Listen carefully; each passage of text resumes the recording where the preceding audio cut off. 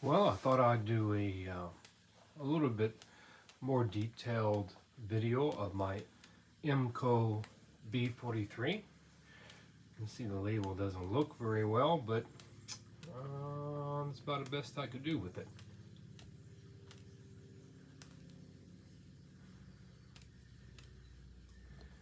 Here we go. So this is the power side. Here's the back end.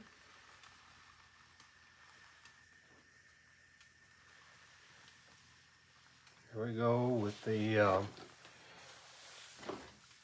action side.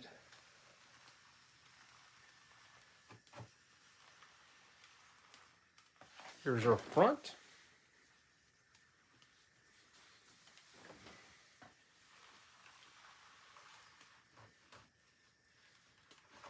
So this transitional engine, it has straps to keep the heater coil that are underneath the strap for the boiler onto the base. We have a throttle, we have a whistle, we have a stack which will release pressure if it gets too high. We got just a regular toggle action steam line coming through. Yeah. Go ahead and plug it up.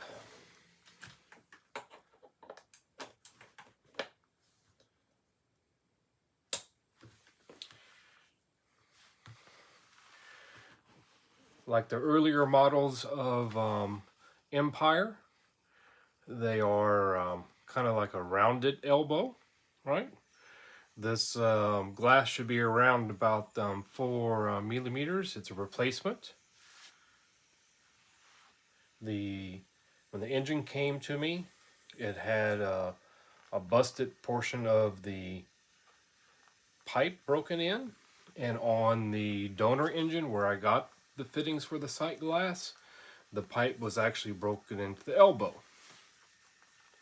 Those were sent off to a friend of mine on the office forums, Paula, and she fixed both of those issues for me, and also supplied me a replacement pipe that she even nickeled.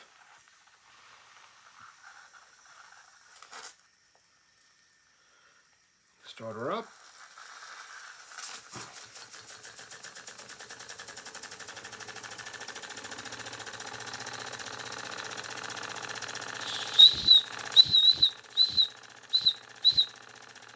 You can see she runs pretty well.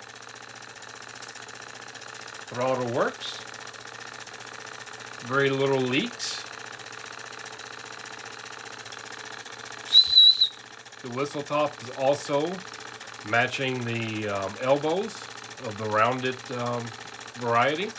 Again, those would be the earlier design of Empire Metal Ware. Matter of fact, I think this whistle top here would be the same one that you would find on the Empire's 20s up until probably the early 40s iron base, the larger engines. Though the round elbow, is not the same size, is actually just miniaturized.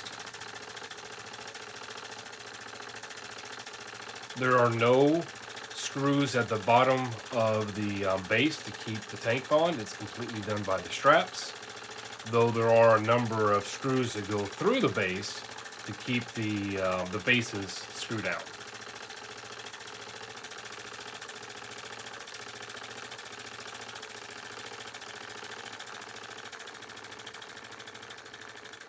There we go, we slow her down a little bit.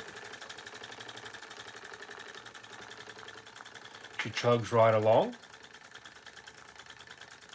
The paint color is incorrect. A cherry red that I would get from a local auto store, Napa. The earlier cans I purchased were actually spot on for the Empire Red. But even though I got the same brand and the same color number, it's come out darker. So I'm hoping to find a closer red strip it again, which will be a lot of fun. I've only done it a number of times now.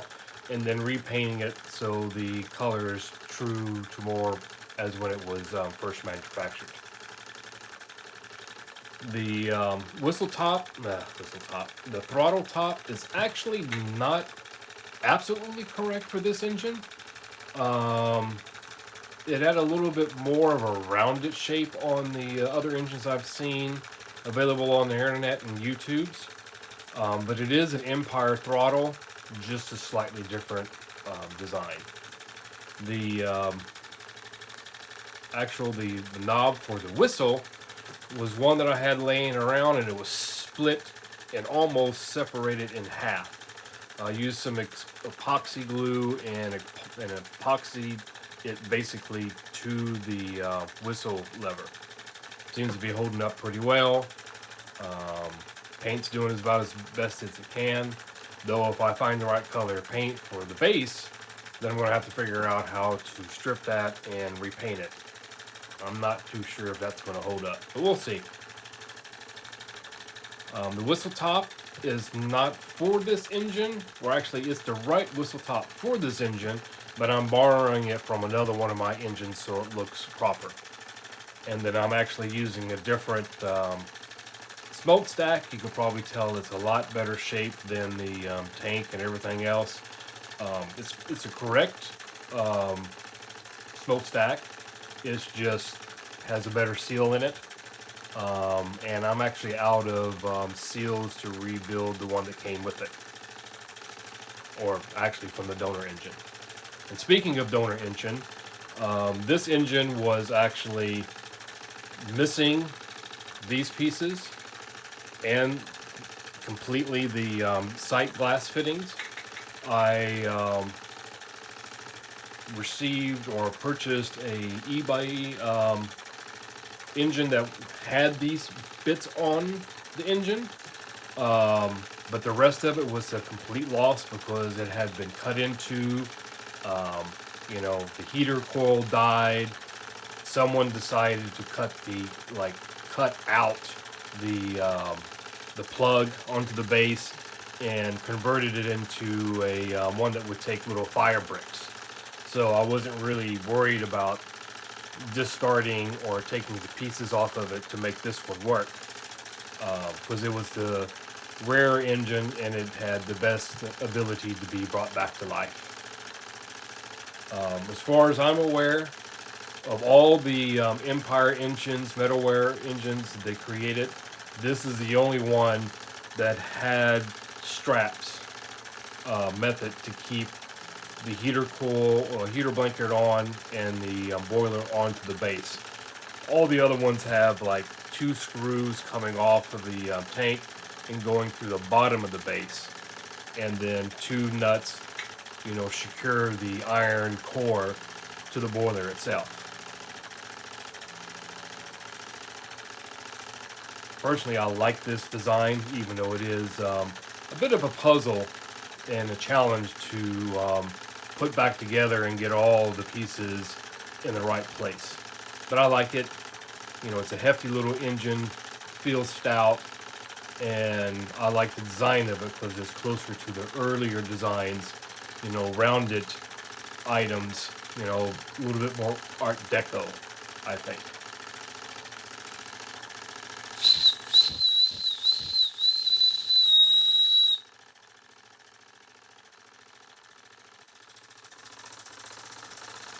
Alright, so there we go.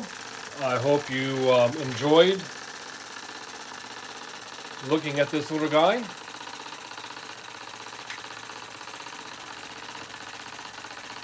And we'll call that the end of the video.